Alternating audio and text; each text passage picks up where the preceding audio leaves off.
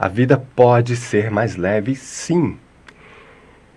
Você já ouviu falar no mecanismo do milagre? Teoricamente não, a não ser que você já leu um dos meus livros, que é o Livro dos Dias. E nesse livro eu tentei passar numa ideia, né, numa reflexão, o que de fato seria o mecanismo do milagre. Eu vou explicar para você. Nós, seres humanos, temos uma capacidade incrível de adaptação. Por isso que nós voamos, né? Construímos aviões, nadamos, construímos embarcações, submarinos, helicópteros, construímos, enfim, uma série de coisas. Nós estamos no topo da cadeia alimentar. Só que essa capacidade de adaptação, ela é maravilhosa, só que também nos deixa alguns efeitos colaterais. Nós temos uma certa euforia para entender ou para construir alguma coisa e depois banalizamos, né? O que isso quer dizer na prática? Que quando nós dominamos uma determinada coisa, nós viramos a página e não damos o devido valor que deveria ser dado. E aí você me pergunta, mas Hugo, que história é essa então do mecanismo do milagre? Então, estou contextualizando para te explicar. O mecanismo do milagre é quando você não entende uma coisa e você vê aquilo acontecer. E depois que aquilo acontece, você fala, nossa, que incrível. Mas aí depois você entende como aquilo aconteceu. E aí você fala, nada, porque passou o momento da novidade e depois aquilo passou a ser banal. Quando nós desprezamos essas questões, o lado positivo é que nos dá uma capacidade de que venha a próxima novidade. E isso nos leva para frente e para cima. O lado não positivo é que a gente banaliza uma coisa que deveria ser levada em consideração para que a gente possa exercitar a nossa capacidade de valorização. Na prática, o que isso quer dizer? Quer dizer que o planeta, por exemplo, ele está girando no ar, numa velocidade incrível, num ritmo perfeito, num movimento de rotação, nutação, precessão e translação. Esses movimentos, eles acontecem de forma ordenada, não é obra do acaso.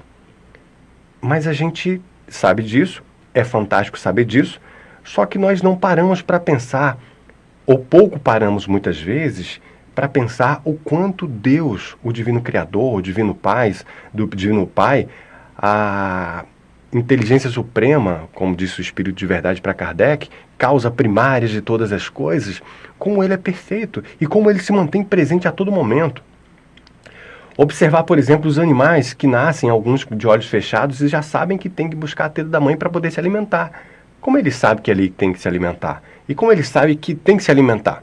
Podia ficar morrendo de fome e não sentir a necessidade de se alimentar, mas eles nascem de olho fechado e continuam ali próximos uns dos outros. A mãe muitas vezes no mato sai para caçar e eles ficam juntinhos ali, sem sair do local onde eles deveriam ficar. Isso sem dar uma palavra, sem uma recomendação. Os animais, como eu costumo dizer, eles sabem pescar, sabem nadar, sabem procriar, sabem fazer suas migrações, sabem a direção, a hora, o local de ir, sem dar uma palavra. Eles se comunicam entre eles, milhares, como os cardumes de peixe, por exemplo, os pássaros, os pinguins, por exemplo, conseguem fazer todas as suas viagens, conseguem fazer todas as suas organizações sem uma liderança verbal, sem um manual, sem uma aula ou uma instrução. Como pode uma coisa dessa? Usar um telefone celular hoje é uma coisa banal, né? E falar que isso é incrível torna-se até um pouco ridículo, né? Baseado em toda a tecnologia que nós temos hoje. Mas se alguém, 200 anos atrás, 300 anos atrás, 500 anos atrás, descrevesse o que hoje é um celular, com a capacidade que nós temos de enviar mensagem, enviar texto, fazer fotografia, fazer vídeos, sem o uso de um cabo, por exemplo, um telefone tão pequeno, um smartphone com tantas capacidades, se alguém há alguns séculos atrás falasse uma coisa dessa, parecia uma coisa futurista e até um pouco maluca. Mas hoje é uma realidade. E quantas realidades nós estamos vivendo que nós não percebemos a grandiosidade? Talvez pensar em um avião uma estrutura gigantesca que pesa toneladas, que leva toneladas, que voa numa velocidade incrível e, o que é mais interessante, pousa, com algumas exceções. Parecia uma coisa surreal, mas hoje é uma coisa real e até um pouco banal. Nós não ficamos paralisados quando vemos um helicóptero, quando vemos um avião. Mas quantos conhecimentos, quantas milhares e milhares de horas de conhecimento, de milhares e milhares de pessoas que somaram seus conhecimentos para que pudesse fazer um avião decolar e pousar, para que pudesse fazer um helicóptero fazer o mesmo. Ou um celular que possa fazer suas ligações, gravar seus vídeos, enviar suas mensagens. Meus amados irmãos, nós temos tantas coisas que no passado poderia ser uma mágica ou um milagre e hoje em dia é banal. Quem sabe nós hoje não possamos sonhar com um mundo onde nós podemos fazer telepatias? Quem sabe você poder se teletransportar de um lado para o outro? Talvez isso hoje pareça uma coisa ridícula. Da mesma forma como há alguns séculos atrás, voar de avião, ou quem sabe helicóptero, ou quem sabe fazer uma ligação de um telefone, uma chamada de vídeo, por exemplo, e tantas outras coisas que hoje é banal, talvez lá atrás tivesse sido tão ridículo quanto essa ideia que eu te falei ainda há pouco, que nós poderíamos, ou quem sabe nós possamos um dia nos teletransportar. Como ficariam os mercados, os aviões, os transportes, né? Se a gente deixasse de precisar, né? Deixasse de necessitar de toda essa estrutura? O petróleo viraria quase que lixo. As indústrias de automóveis iam perder a sua utilidade. Olha quantas transições, quantas transformações. Nós temos que entender que o mundo está se transformando. Mas o milagre, ele existe até a gente descobrir como funciona. Jesus, por exemplo, ele sempre se colocou num patamar humano. De um lado, ele dizia, eu não vim destruir a lei. Do outro, ele não se promovia. A promoção dele era sempre para que pudesse inspirar as pessoas. Talvez o grau de elevação dele comportasse esse tipo de comportamento que muitos de nós não teríamos. Talvez nós buscaríamos os louros para cada um de nós, quando na verdade, devidamente para cada um de nós, mas não excessivamente. Valorizar uns aos outros, respeitar, desejar a qualidade de vida que nós queremos para nós, para o outro também, facilitar para que o outro possa ter qualidade de vida se nós já temos um pouco, trocar conhecimentos e entender que o milagre existe a todo momento. A vida é um milagre. Do nascimento, da hora da fecundação, da hora que o espermatozoide finalmente fecunda o óvulo, a partir daquele momento, há algo que nós podemos chamar aqui de desencadeamento de sucessões, de uma forma incrível. Aquelas, digamos assim, moléculas exatamente iguais, elas começam a se reproduzir polivalentemente, 2, 4, 6, 16, 32, 64 e assim sucessivamente. E aquelas, digamos assim, células, né, aquelas moléculas, na verdade, que são exatamente iguais, se transformam em células, aquelas células em órgãos.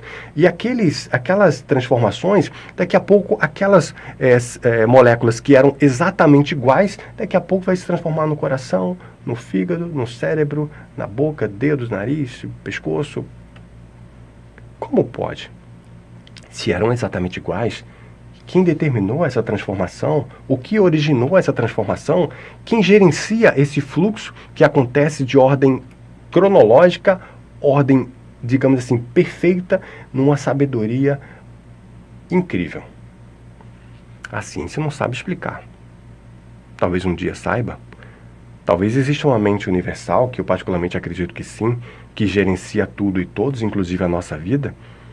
E aí você me pergunta, mas Hugo, e o mecanismo do milagre? Pois é, o mecanismo do milagre nos diz, nesse meu livro, é um título de um dos capítulos que nós temos lá, e eu digo que o milagre ele acontece até você descobrir como funciona, depois deixa de ser milagre. Talvez um avião voar fosse um milagre, talvez fazer uma chamada de vídeo no celular, talvez há alguns anos, algumas décadas, alguns séculos fosse milagre, hoje em dia é banal. Talvez um dia nós possamos trabalhar as curas pelas nossas mãos, pelas energias que o nosso corpo tem, que a ciência começa a descortinar a partir de então. talvez nós não sabemos nada. E aí lembramos aquela frase maravilhosa, só sei que nada sei. Olha que interessante.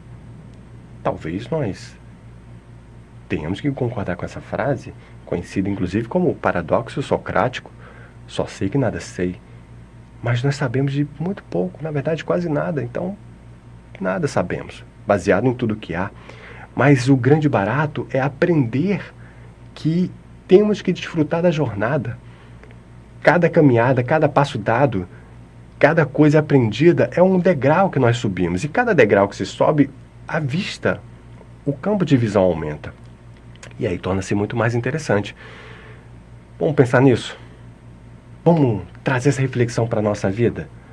Vamos entender que o mecanismo do milagre é tudo aquilo que parece extraordinário, aquilo que pode ser, digamos assim, talvez holístico, ou então meio que milagroso, ou então fantasioso, ou então paranormal, ou então, sei lá qual a palavra, adjetivo que você quer colocar.